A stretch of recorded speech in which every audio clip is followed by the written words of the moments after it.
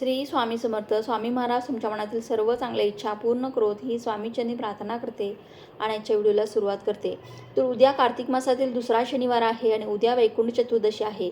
उद्याच्या दिवशी आपल्याला आपल्या मुलांवरून अशी एक वस्तू ओवाळून टाकायची आहे, जेणेकरून आपल्या मुलांच्या जीवनातील जी काही विघ्न आहेत, जे काही नजर दोष आहेत, आपल्या मुलांची प्रगती खुंटलेली आहे, आपल्या मुलांची शिक्षणाकडे दुर्लक्ष होत आहे, शिक्षणामध्ये प्रगती होत नाही, नोकरीमध्ये प्रगती होत नाही, यासाठी आपल्याला हा उपाय करायचा आहे.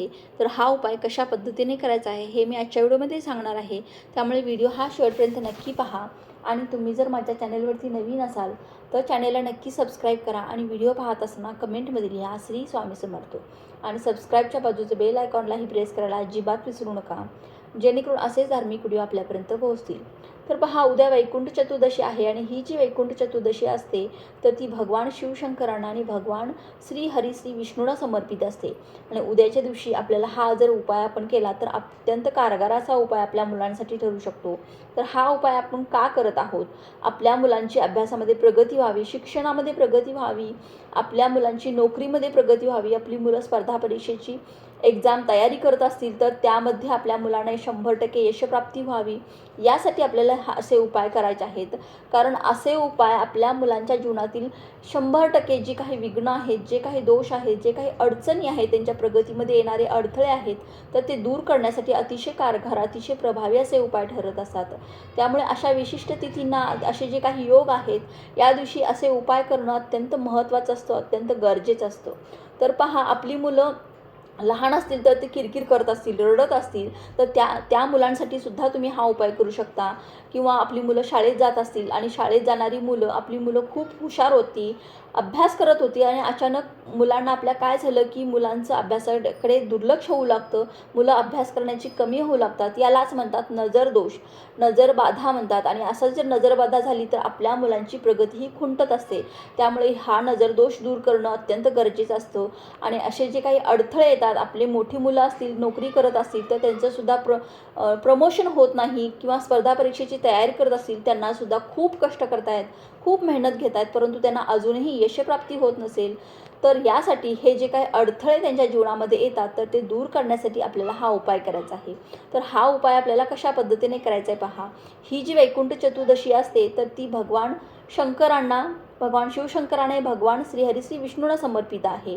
म्हणजे हरी आणि हर मिलनाचा दिवस आहे.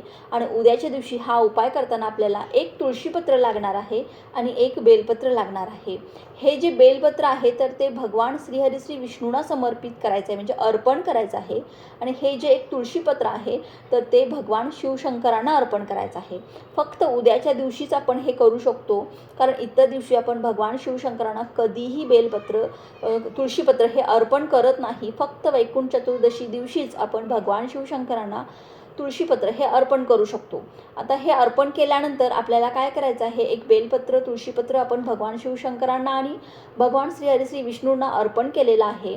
त्यानंतर आपल्याला खडे मीठ घ्यायचं आहे. या 3 वस्तू घ्यायच्या आहेत. हे अर्पण केलेलं आहे. आता हे अर्पण केलेलं बेलपत्र आणि अर्पण केलेलं तुळशीपत्र आपल्याला उचलायचं आहे आणि आपल्या घरामध्ये छोटीशी मधाची बॉटल असेल तर त्या मधाच्या बॉटलमध्ये आपल्याला हे एक बेलपत्र आणि हे तुळशीपत्र, ते आपण जे अर्पण केलं होतं तर ते आपल्याला मधाच्या बरणीमध्ये, बॉटलमध्ये टाकून द्यायचं आहे, म्हणजे त्यामध्ये ठेवायचं आहे. हे वर्षभर आपल्याला त्यामध्येच तसंच ठेवायचं आहे.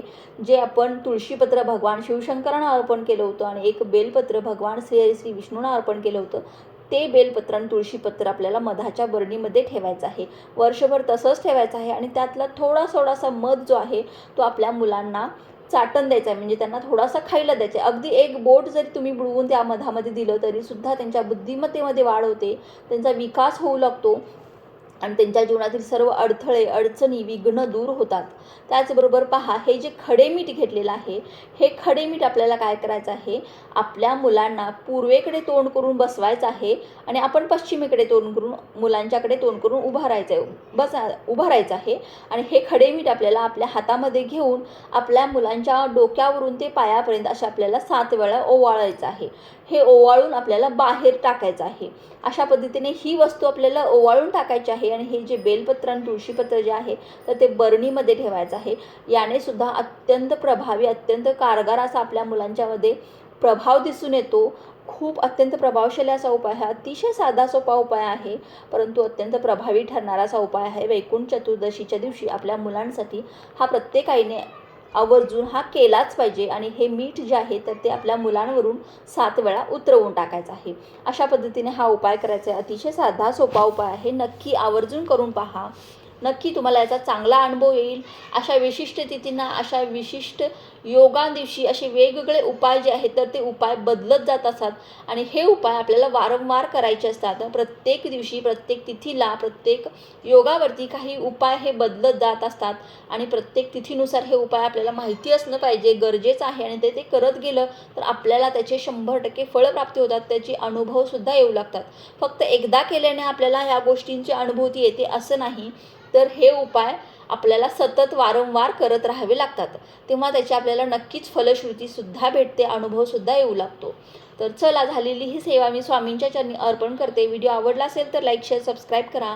भेटूया पुढच्या एका नवीन व्हिडिओमध्ये. तोपर्यंत सर्वांनी आपली काळजी घ्या. श्री स्वामी समर्थ.